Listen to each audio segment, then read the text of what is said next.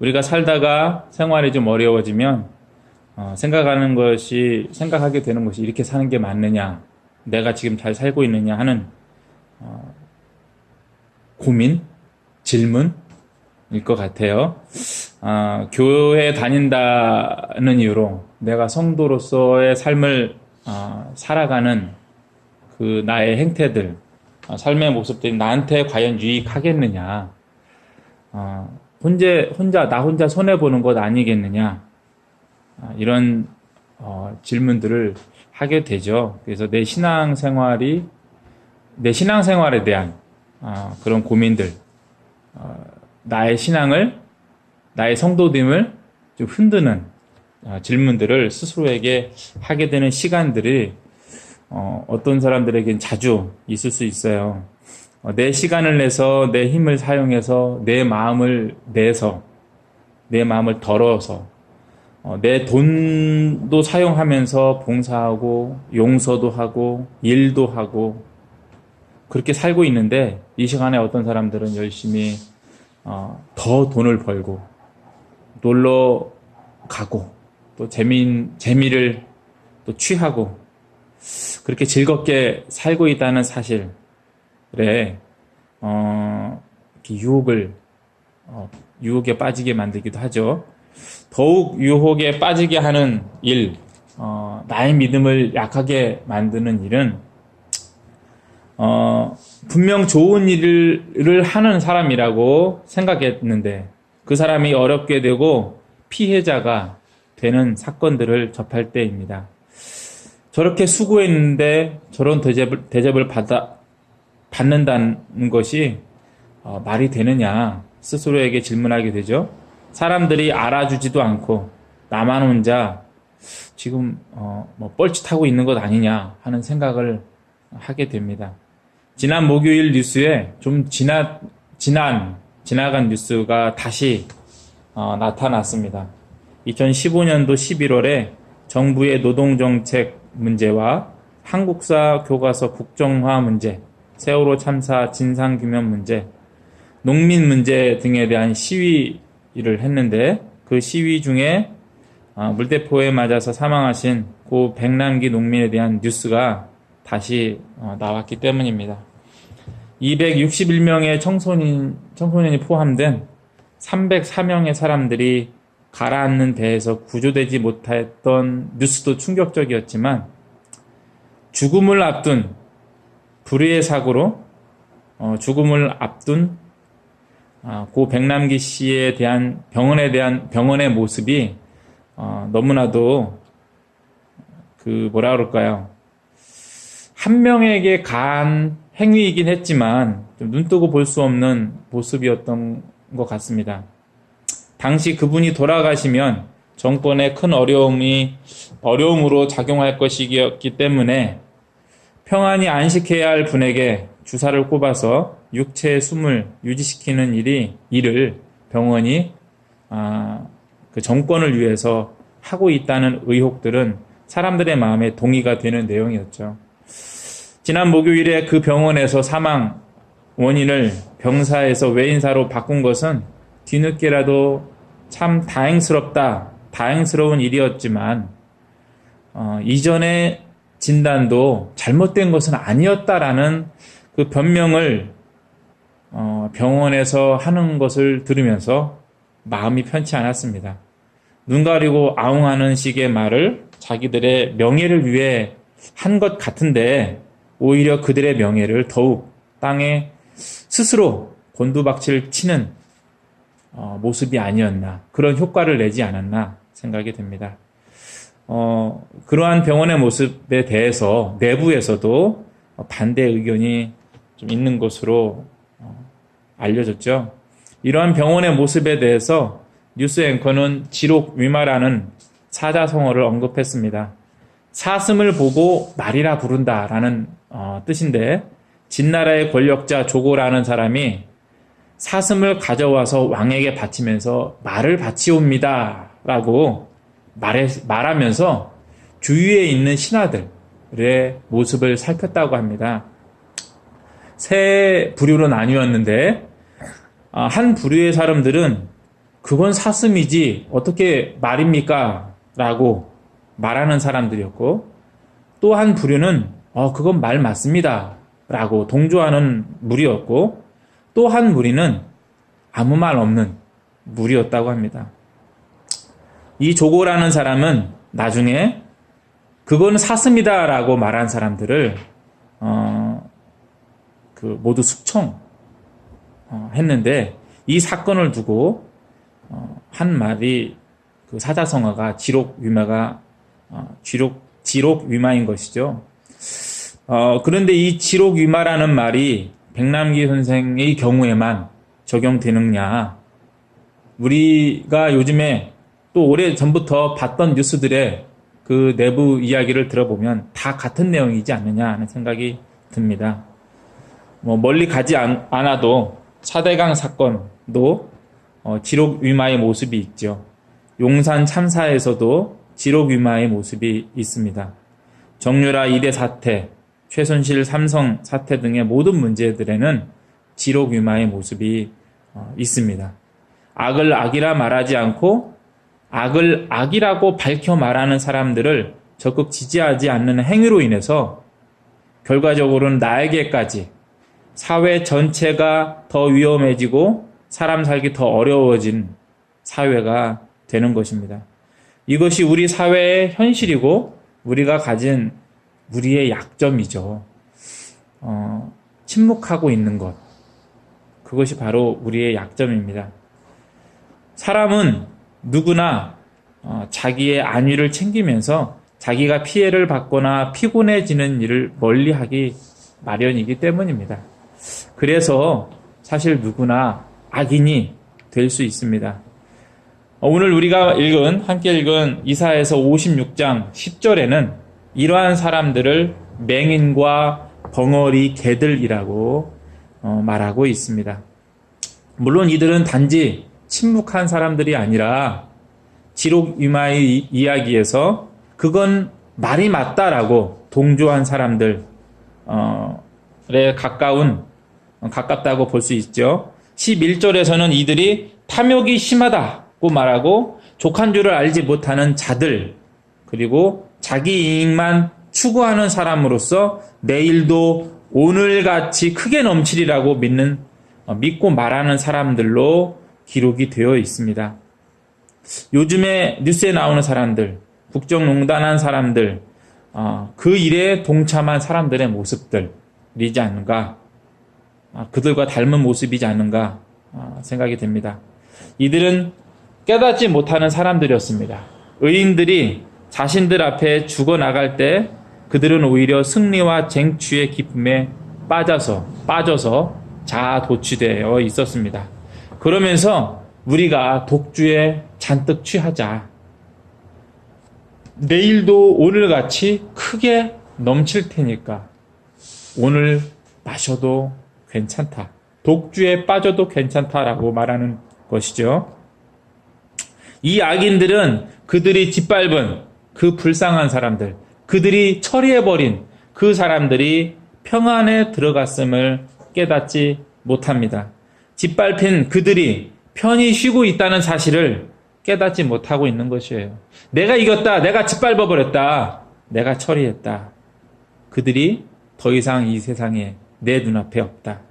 그들이 누구를 죽였는지 알지 못하고 자신이 죽을 때에 어떻게 될지 깨닫지 못하는 것입니다. 이러한 모습은 악인들에게만 있지 않죠. 의의 길을 가는 사람들도 마찬가지로 깨닫지 못하여서 의인들이 곤경에 처하고 죽음을 당하는 일들을 볼 때 넘어지고 좌절하게 됩니다. 지금도 성도들이 연약하고 자신 없게 신앙생활하는 점점 더 세상에 빠지게 되는 이유입니다. 이러한 믿음의 상태는 아담 때까지 거슬러 올라가죠. 아담은 하나님이 자신을 사랑하신다는 믿음이 부족해서 뱀의 유혹에 빠지고 말았습니다. 하박국 선지자는 의인들이 악인들에게 죽임을 당하고 지배당하는 모습을 보고 주께서는 눈이 정결하심으로 악을 참아 보지 못하시며 패역을 참아 보지 못하시고는 어찌하여 거짓된 자들을 방관하시며 악인이 자기보다 의로운 사람을 삼키는데도 잠잠하십니까? 라고 화를 내며 질문을 했습니다.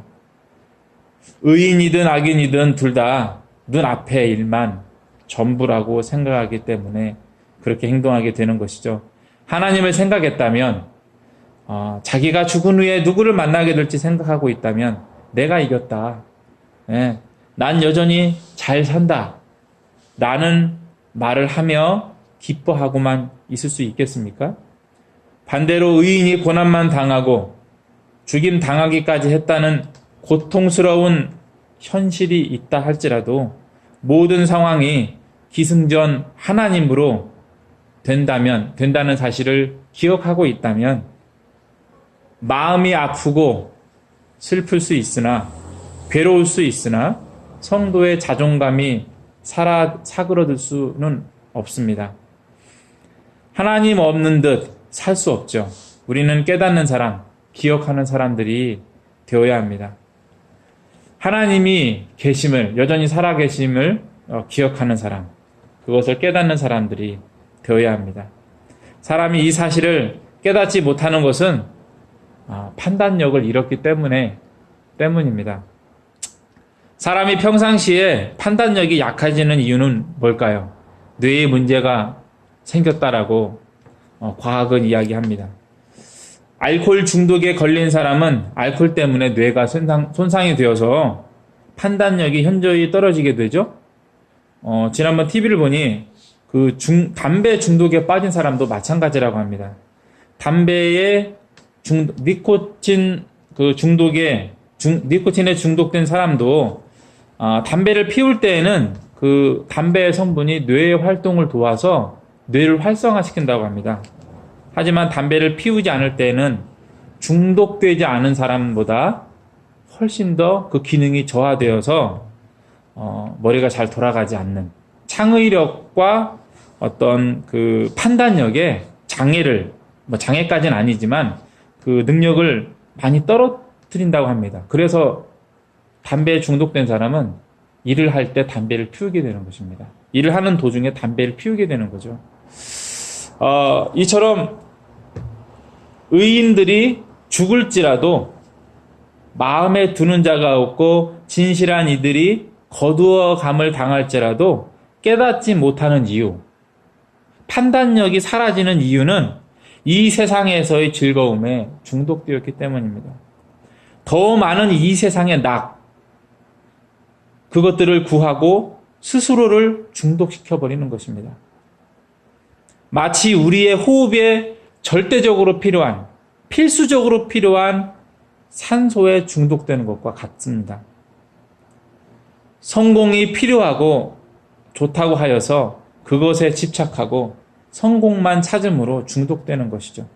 이제 하나님은 보이지 않고, 이제 하나님을 개념치 않고, 사람들도 자기를 위한 도구 정도로만 보게 되는 것이죠. 그러나 사람의 눈에 이 세상에서 패배하고 불쌍해진 의인들을 모으시는 분은 하나님이십니다. 하나님께서 그들을 악한 자들 앞에서 데려가시고 하나님 앞에 모으십니다. 57장 1절에 마지막 단어인 불리어가도다라는 말의 어원인 히브리어 아삽이라는 말은 우리말로 모으다 또는 모이다라는 말입니다. 우리 눈에는 고난당하고 정말 불쌍하게 억울하게 죽임만 당했다 라고 보이지만, 우리가 그렇게 생각하지만 살아계신 하나님은 이사야 선지자에게 뭐라고 말씀하셨냐면, 악인들에게 죽은 그들을 하나님께서 평안한 곳으로 모으셨다라고, 데려가셨다라고 말씀해 주신 것입니다. 또한 이사야 선지자에게 하신 이 말씀은 우리에게 주신 말씀이기도 합니다. 악인들에게 불쌍하게 단지 죽은 것이 아니라 하나님께 불려갔음을 우리는 기억해야 합니다. 성도 여러분, 세상이 어렵다고, 반대로 세상이 살만하다고 하나님을 잊어버려서는 안 됩니다. 또 어떠한 경우에도 우리가 하나님을 잊을 수 있는 사실을 기억해서, 내가 하나님을 잊을 수 있다는 사실을 기억해서 하나님 앞에 깨어 있어야만 합니다. 오늘도 하나님을 바라보며 받은 은혜에 감사하고 누리고 있는 은혜로 기뻐하고, 살아계신 하나님, 우리를 부르시는 하나님으로 인해서 만족해야 합니다. 만족합시다. 이를 위해서 우리가 하나님의 마음을 알아야 합니다. 하나님의 마음을 알기 위해서 성경을 읽고 기도를 해야 합니다. 우리의 마음이 건강해야 합니다. 과도한 욕심을 갖지 않도록, 마음의 상처들이 나의 생각을 비뚤어지게 만들지 않도록 나의 마음의 상처를 치료받아야 합니다. 박정희 전 대통령의 오른팔이라 불리우는 차지철 씨가 있지요. 그 사람이 그 차지철 씨는 서울 모 교회의 안수 집사였다고 합니다. 그리고 현재는 영락교회의 교인 묘지에 안장되어 있다고 합니다. 그는 독실한 기독교인이었는데 평소 술과 담배를 전혀 하지 않았고, 하루에 2번씩 기도하고 아침 6시, 저녁 6시에 어머니와 함께 예배를 매일 드렸다고 합니다. 대단하죠? 매주 수요일에는 새벽 4시에 삼각산 그 비봉 바위 아래에 있는 작은 기도원에서 몇 시간씩 기도도 했다고 합니다. 집에서도 작은 기도실을 만들어서 또 기도하고 예배를 드렸다고 합니다. 이러한 독실한 기독교인 차지철 씨가 1997년도 10월 16일 김영삼 당시 의원이 김영삼 의원의 의원직 제명에 반대하여서 발생한 부마 항쟁이 일어났을 때에 공수부대를 통해서 강경 진압을 해야 한다고 주장을 했는데, 이런 말을 했다고 합니다. 각하, 캄보디아에서도 300만 명을 죽였는데 우리가 200만 명 정도의 시위대를 탱크로 밀어 죽이는 게 대수입니까? 어처구니가 없죠. 아무리 예배를 많이 드려도, 아무리 교회에 잘 출석해도, 아무리 기도를 많이 해도 하나님의 마음을 모르면, 하나님의 뜻이라고 생각하면서 이러한 행동들을 하게 되는 것입니다. 자기의 유익을 위해 기도하고 기록되어 있는 말씀을 자기의 유익을 위해 사용하게 되는 것이에요. 아무리 목사이면 뭐합니까? 사기에 동원이 되기도 하고 스스로 나서서 사기를 치기도 합니다. 우리가 하나님의 마음을 알고, 그렇죠? 효자가 달리 효자고 효녀가 달리 효녀입니까? 부모님의 마음을 눈치채어 이미 알고 있는 거잖아요. 오해를 하지 않는 것입니다. 오해하는 사람들에게 우리 아버지의 말씀, 우리 어머니의 말씀은 그분의 행동은 그 뜻이 아니었어라고 오해를 풀어줄 수 있는 사람이에요. 왜요? 그분을 알기 때문에. 알기 때문입니다.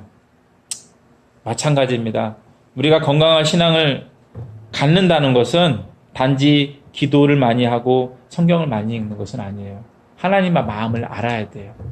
그것을 위해서 우리가 기도도 하고 성경을 읽어야 됩니다. 그리고 나의 마음에 쓴뿌리들을 제거해야 됩니다. 하나님께서는 우리를 분명히 인도하여서 주님의 품 안으로, 평안으로 데리고 가실 것입니다. 그러한 하나님의 이루심을 우리가 기억하고 있어야 됩니다. 세상이 주는 어려움들에 우리의 마음이 상하지 않도록 우리 마음을 지켜야 됩니다. 우리의 삶을 보호해 가야 됩니다. 우리가 가진 신앙관을 건강하게 지켜야만 합니다.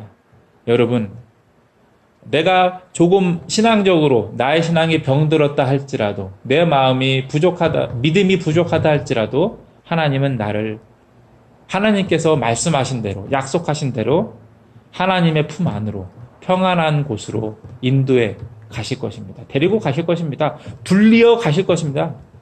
그러나 우리가 주님 앞에서 좀 더 기뻐할 수 있도록 좀 더 부끄럽지 않을 수 있도록 우리의 삶을 지켜갑시다.